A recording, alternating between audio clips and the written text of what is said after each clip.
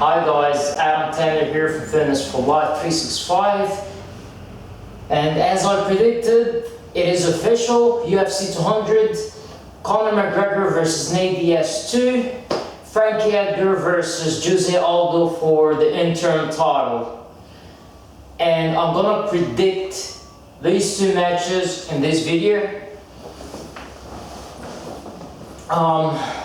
Before I forget, this is Hunter. Say hi. Good boy. Anyways, let's start by Conor McGregor versus Nate Diaz. I refused to predict the first fight between them, and it was the first Conor McGregor fight I did not predict. I got his first 7 fights in the UFC right. Even last fight with Jose Aldo, I said it's going to be a first round KO. I refuse to predict his fight against Nate Diaz, not because I think Nate is the better fighter. I do not think that. It's just Conor underestimated him, moving up to 170 on 10 days notice or 11 days notice, and he never fought that weight class before. So many reasons. I said in a video before why I don't think Conor McGregor will beat him. But this is different. Actually, this time my prediction is Conor McGregor for the win. I don't see Nate Diaz being able to beat Conor McGregor, because the thing is, it's not just Conor McGregor fighting Nate Diaz this time. It's Conor McGregor obsessing since the second he lost to get this win, working so damn hard. When you have someone like Conor McGregor who has a huge obsession and has such an intense work ethic, when it comes to this situation, it's not going to be the best fighter who's going to win the fight. It usually is the guy who wants it more who's going to win, the guy who works the hardest, not the most talented, not the best, the guy who works hardest. And there is no doubt in my mind that the next 3 months, Conor will be killing himself day and night, obsessing over Nate Diaz and making sure nothing would happen for him to lose this fight. It's simple as that. Did you just fart? Really? Dude, what's wrong with you?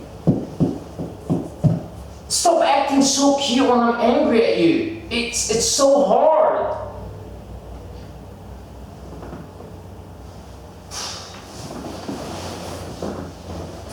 Anyways, back to the video. So yeah, if you watch the first round, Conor McGregor was landing all the time on Nate Diaz.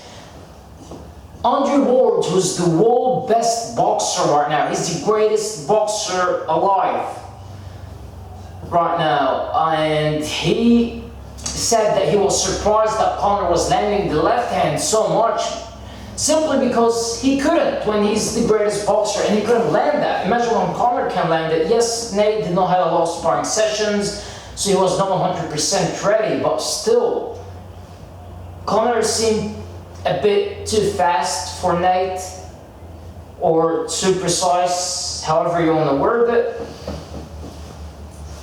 But yeah guys, I still think Conor wins this fight. When it comes to Frankie Edgar and Jose Aldo, I know I did predict that the UFC is gonna put the fight together. However, I still believe, as I said the first time, that Max Holloway deserves it more than Jose Aldo. But UFC is all about the money, so it's Edgar versus Aldo. I'm actually behind Edgar in this one, and I know that Edgar lost the first time to Jose Aldo, but think about it, the first time Edgar fought Aldo, I think it was his first featherweight fight. He was coming back from the lightweight title, and people keep forgetting that Frankie Edgar was the lightweight champion. And he beat BJ Penn, who's probably one of the greatest MMA fighters of all time, twice in a row. He's in a winning streak, each one over a worthy opponent. I mean, come on, Uriah Faber, Chad Mendes, Cub Swanson. So yeah, I think Edgar wins this fight, mainly because I don't think he's the better fighter, but mainly because I really can't stand Jose Aldo right now. I'm really not liking Jose Aldo lately. I was never a fan of his, but the way he's handling his loss to Conor, it's really putting me off. Will Conor be able to trash talk Nate Diaz?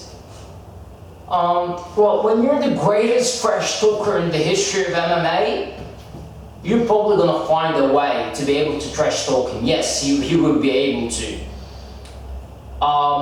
Do I think it's stupid that Conor is fighting at 170? Of course not. The guy lost at 170, he wants to fight at 170. If you fight him at 155, people will say, oh, okay, so, because Conor is a 155er anyway.